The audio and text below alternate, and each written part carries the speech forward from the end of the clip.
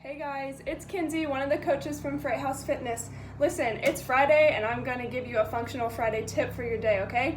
So, majority of us are all working from home right now. So I think a really big thing is just our lack of mobility and sitting down a lot. And so along with that, our hip flexors can get really tight. So I'm just going to give you a few stretches to help with that. That way, when we do get to our exercising, our workout for the day, we don't have those hip flexors tightening up right there, okay? And these are simple, no longer than 20 to 30 seconds holding each, and it would just be a really good thing for you to do while we're sitting on our butts a lot.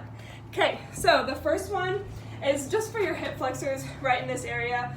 Sitting down can cause them to get really tight right here, so a good one is just a nice old simple quad stretch.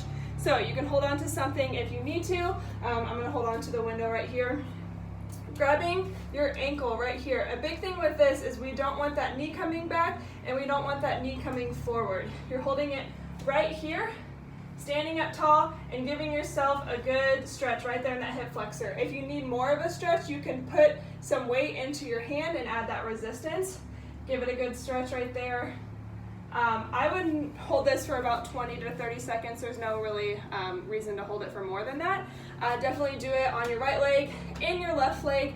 Another good hip flexor stretch is just a basic lunging, kneeling lunge. So one foot in front of the other. Just don't let that toe, or that,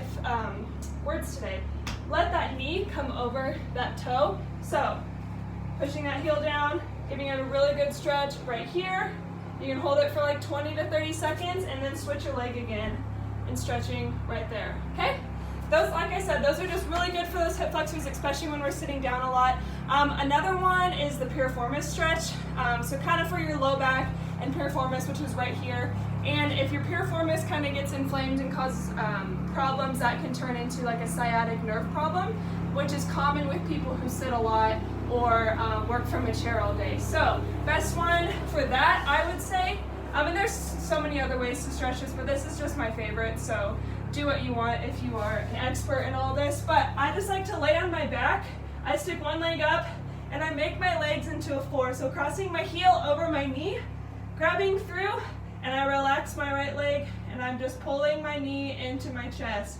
You should feel a really good deep stretch in your left glute area.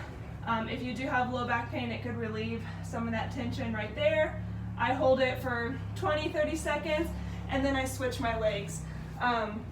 The fourth one I'm going to give you is just to kind of relieve some low back pain, stretch those low back muscles. That's another thing with sitting down a lot. We tend to start up with good posture, and then the more we're typing, we kind of end our day in really bad posture.